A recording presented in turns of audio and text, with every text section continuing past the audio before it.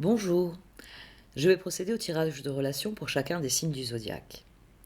Ils vous parleront d'une relation à l'autre, c'est pourquoi votre signe solaire peut parler d'une relation avec un proche, et c'est votre ascendant, votre lune ou Vénus, qui parlera plus spécifiquement de votre relation amoureuse.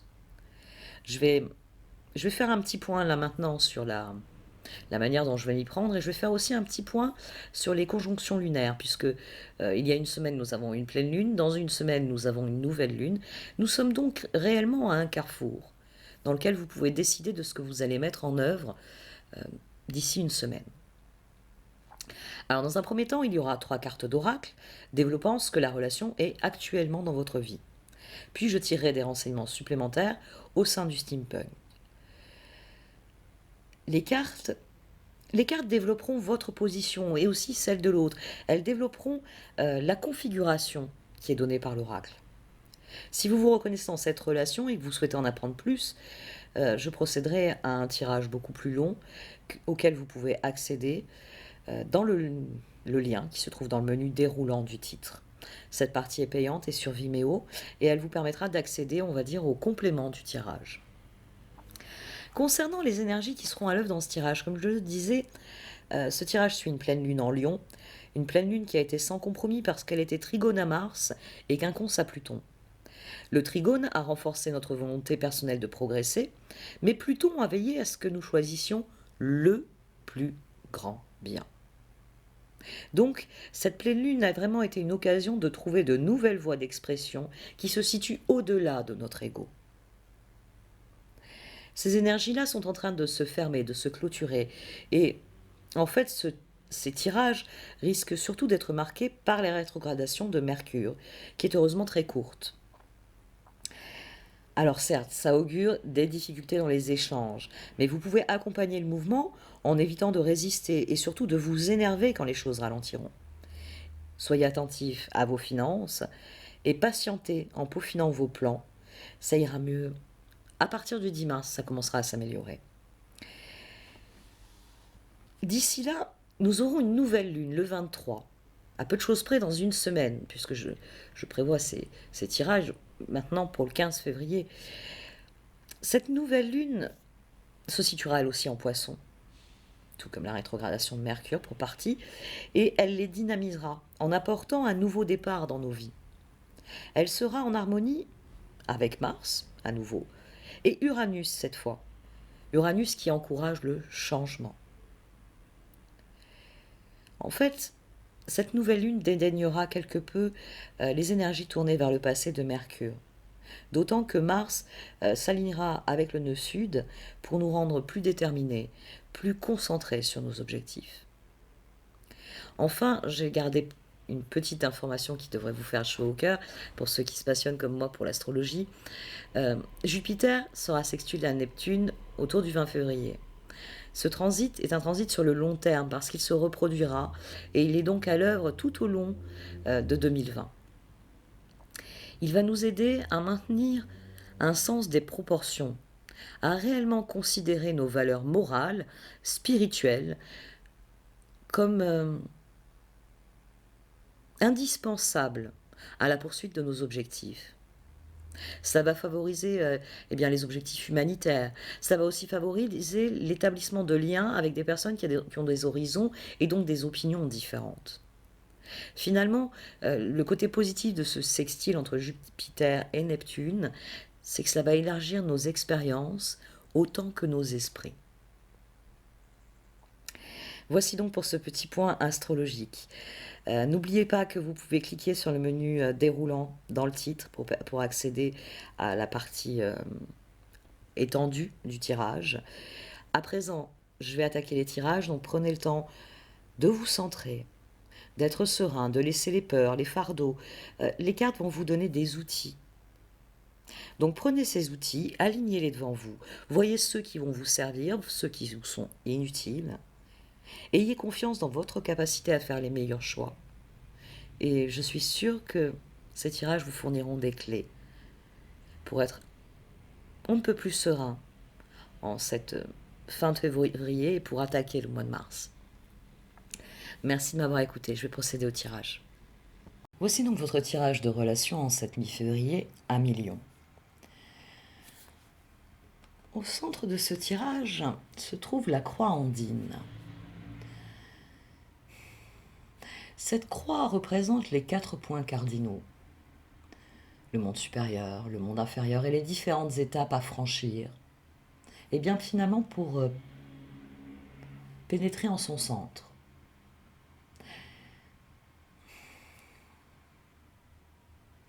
C'est un passage obligé que nous devons traverser pour expérimenter, pour apprendre et à terme pouvoir développer notre conscience. En se trouvant assis au centre, elle indique que vous êtes dans une relation qui est charnière dans votre vie, que vous êtes à un croisement dans votre vie, qu'il y a une nouvelle étape qui se profile pour vous, qu'il est temps de voir plus loin, parce que vous pouvez réellement être ici au centre de la croix, au centre de la roue.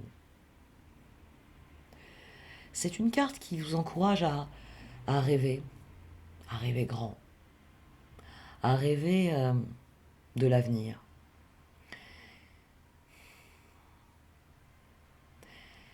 D'autant que elle est jouxtée par la carte de la lame. Et cette carte en position invitation vous dit qu'il est temps de trancher, qu'il est temps de vous mettre en action, en mouvement, que c'est le moment de prendre des décisions importantes, de surmonter vos peurs et de trancher dans le vif, de prendre les décisions qui sont nécessaires pour grandir, pour réaliser vos rêves, pour choisir le chemin qui vous correspond. Et ces 2 cartes sont éclairées par la carte de la foudre.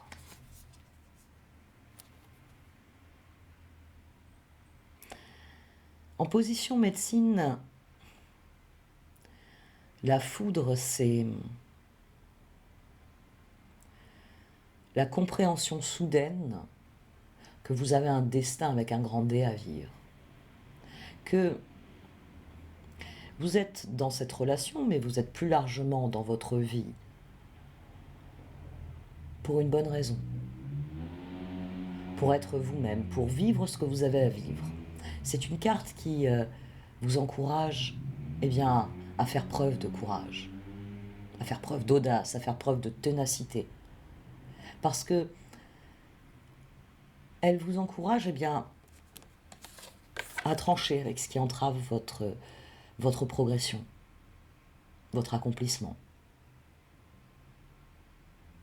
C'est une carte qui vous encourage à agir, à passer à l'action. Parce que si vous subissez les choses, ça deviendra une fatalité karmique. C'est quelque chose dont vous n'apprendrez pas, c'est quelque chose qui ne vous permettra pas de grandir, d'évoluer, d'atteindre la complète compréhension. Parce que subir, ce n'est pas vivre. C'est un excellent démarrage pour ce tirage. Le moment est venu d'agir, de rugir, dans votre cas. Et vous êtes... je pense que vous êtes le signe le plus apte à ça, à rugir, à prendre le pouvoir. Il y a une idée réellement de prendre le pouvoir dans sa propre vie ici.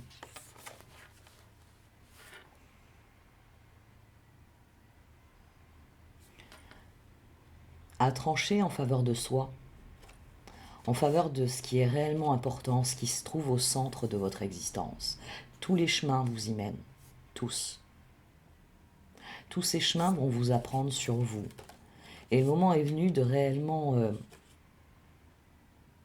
trancher dans cette forêt vierge d'opportunités que vous avez dans votre vie.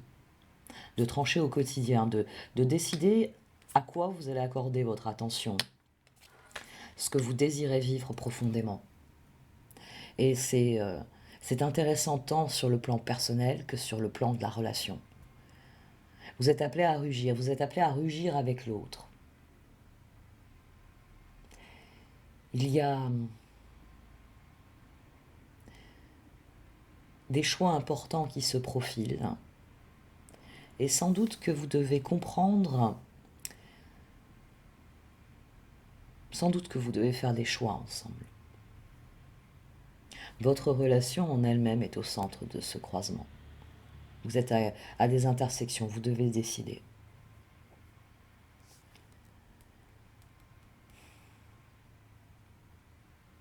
C'est votre courage qui vous permettra de trancher dans le bon sens, de progresser, d'espérer. C'est là la carte est assez.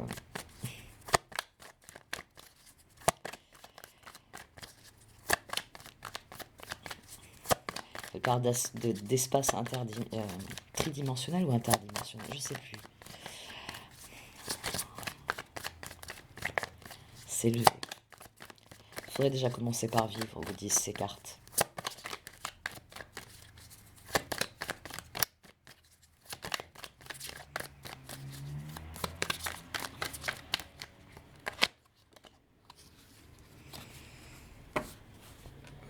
Le 8 de Pentacle. Ça a été difficile, mais à présent, vous travaillez pour vous-même, pour votre propre compte, pour vos propres intérêts. Vous avez compris qu'il ne fallait pas subir et qu'il fallait vivre, peut-être. Vous mettez en tout cas beaucoup d'énergie avec un 8 de Pentacle dans un travail, peut-être un brin fastidieux même. C'est peut-être pour ça que maintenant le moment est venu de décider, de trancher, parce que vous avez obtenu des résultats. Après un 8 de Pentacle, si on n'en reçoit pas, c'est assez difficile à vivre. 9 d'épée. Il y a un choix définitif à faire. Il y a un choix définitif à faire et vous travaillez sur ça. Vous travaillez sur ce choix. Vous avez peur de prendre la mauvaise décision. Je n'ai pas voulu l'envisager au départ tel quel. C'est un peu pour ça d'ailleurs que j'ai assez rapidement pris le tarot en main. Mais il est possible que vous envisagiez de mettre fin à une relation ici. Ou que ce soit sur la table du fait de l'un ou l'autre. Ce sont vos peurs qui s'expriment, mais vous essayez de les surmonter. Il y a quelque chose qui ne... Vous voulez obtenir un résultat, mais c'est douloureux et difficile. Quel résultat voulez-vous obtenir?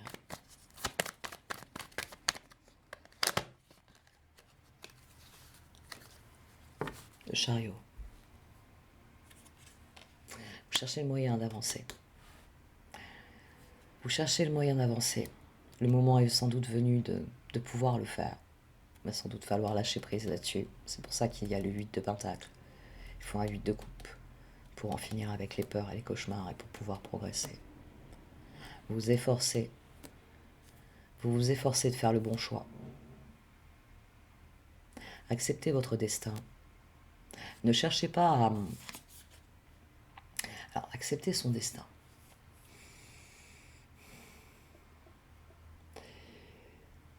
Bon, il y a l'attitude passive, j'en ai parlé, subir les choses. Se contenter, on va dire, de vivre sa vie au quotidien en faisant ce qu'on a à faire, mais mécaniquement. Se lever, faire le brin de toilette nécessaire, s'habiller, mais sans enthousiasme, sans... pour une femme, ça se traduit souvent par prendre soin de soi, se maquiller, s'apprêter. Les hommes, c'est beaucoup moins flagrant, mais je pense que vous saisissez un peu l'idée, hein. Vous êtes comme nous, hein. Quand vous vous arrangez devant le miroir, vous avez envie d'être à votre avantage. Donc il y a une forme de passivité qui fait que, eh bien, on manque de vie, on manque de joie. C'est dans ses formes les plus extrêmes, c'est les phases dépressives, c'est la dépression. Et puis il y a les peurs, la paralysie, c'est-à-dire que le mental nous amène à subir les choses parce que nous sommes tellement préoccupés par un problème, par une difficulté, par une blessure, par une peur, quelle qu'elle soit, une angoisse, que l'objet de notre stress devient le centre de notre vie. Et nous nous asseyons avec plaisir, un bref instant, nous nous asseyons avec plaisir à la table du dîner. Mais quand les conversations démarrent, il y a une part de vous, et vous savez, c'est comme un ordinateur ou même une tablette ou un téléphone avec une application. C'est le meilleur exemple. C'est ça le stress. Le stress, c'est ça. Vous avez déjà pris votre téléphone. Bon, moi j'ai la grande marque à la pomme qui a mieux démarré qu'elle n'a fini à un certain niveau. Je l'ai depuis un temps certain. Je l'ai depuis pratiquement sa sortie. Donc ça va faire... ouais, je vérifie. Ça doit bien faire 6 ans que je l'ai ce téléphone. Et donc la batterie commence à flancher. Et vous savez, la vieille astuce sur la plupart des téléphones, quelle que soit la marque, vous allumez votre téléphone, vous faites une manip quelconque et ça vous montre les applications qui sont en attente. Donc vous n'êtes pas sur cette page, vous aviez laissé même votre téléphone sur l'étagère, dans votre sac ou autre, mais eh bien, ce téléphone, il continue à tourner. Vous aviez laissé Instagram allumé, vous aviez laissé le moteur de recherche Google ou Safari ou autre en train de chercher. Vous avez répondu à un message, vous n'avez pas fermé l'application message, etc. Donc votre téléphone, il part du principe qu'il faut qu'il maintienne une certaine activité pour que, quand vous le solliciterez à ce point-là, vous puissiez reprendre là où vous vous êtes arrêté. Dit comme ça, on réalise tout de suite que le téléphone, là, il est occupé. Il utilise de l'énergie pour qu'en arrière-plan, et on va prendre les cartes, pour qu'en arrière-plan, vous puissiez à tout moment allumer votre téléphone et avoir ce que vous avez laissé en veille, enfin ce que vous avez laissé de côté. Et puis même, ah mais non, c'est pas ça que je voulais voir, c'est ceci. C'est ça le stress. Une représentation physique du stress, c'est ça. C'est vous êtes un téléphone, votre cerveau, et il y a plein de petits onglets qui sont ouverts. Alors il y a l'onglet payer sa facture d'électricité par exemple.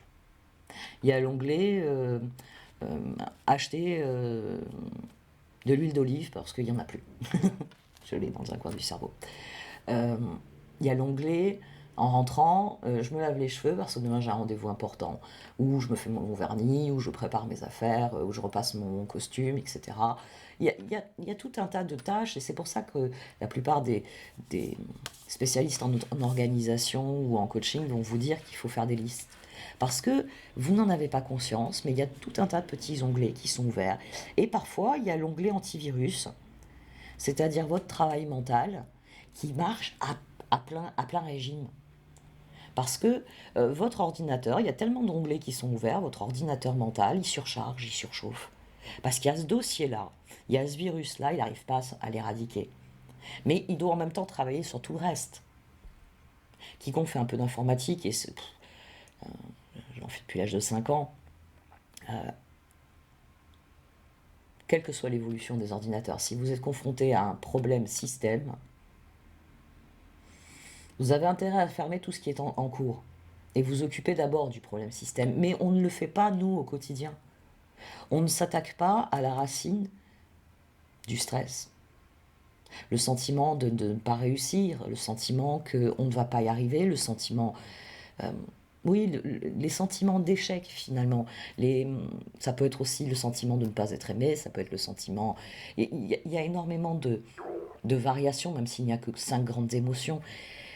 On a chacun notre petit dossier qui parfois atteint, vous savez, ce qu'on peut voir dans les films, quand tout d'un coup la personne est sur son ordinateur et attaque de virus, ou le hacker. C'est le seuil d'alerte. Et c'est pour ça qu'il est souvent important, alors que ça semble impossible, de s'arrêter là où on est et de réaliser qu'on a des chemins qui s'offrent à nous. Et c'est vrai que ça ne fait que déplacer la difficulté, puisque dès lors, il va falloir trancher. Mais à partir du moment où vous acceptez la réalité de ce que vous vivez, vous connaissez le plus sûr chemin pour aller à votre Rome. Parce que c'est ça aussi, ce dicton. Tous les chemins mènent à Rome. Il y a un chemin devant vous qui mène à Rome.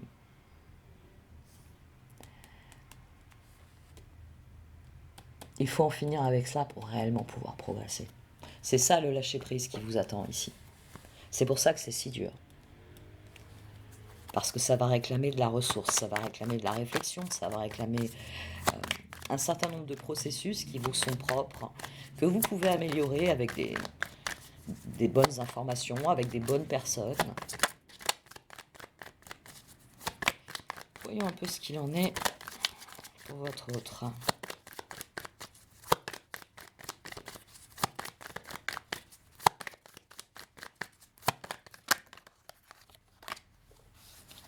La papesse. Oh. D'accord, on a quelqu'un qui est décidé à... En face de vous, vous avez quelqu'un qui est décidé à ce que ça fonctionne. Quelqu'un qui y croit. Quelqu'un qui vient vous soutenir pour surmonter vos peurs. Dès lors, il y a de fortes chances que vous soyez seulement paralysé par votre peur de ce qu'il y a plus loin, votre peur de nouvelles difficultés, votre peur de prendre un nouveau chemin.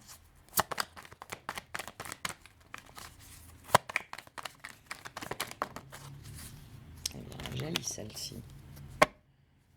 Chevalier d'épée. Vous avez quelqu'un en face de vous qui est décidé à ce que ça fonctionne pour vous comme pour lui. Que ça fonctionne pour vous avec lui. On a l'ermite et le 9 de pentacle ici pour répondre à ce 9 d'épée. Le chevalier d'épée, cette personne, elle vient vous soutenir. J'ai bien fait d'être optimiste et de ne pas y voir une séparation. Il y a des décisions décisives à prendre, certes, mais cette personne, elle veut que vous choisissiez votre épanouissement. Elle veut que vous choisissiez d'avancer et de surmonter cette phase.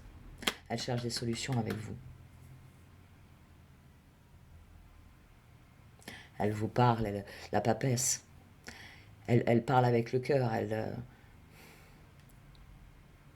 Peut-être essaye-t-elle de jouer un petit peu le rôle de guide. Ah ouais, on a le roi de pentacle maintenant. Les 10 d'épée.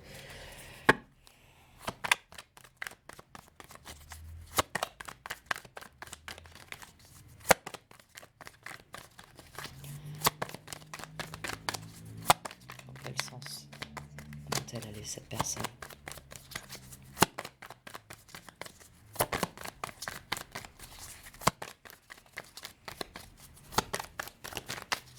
Il y a eu la pleine lune là, sur vous. À présent, elle est décalée par rapport à mon temps de tirage, parce que j'ai défini la date autour du 15. Mais la pleine lune a apporté des clôtures.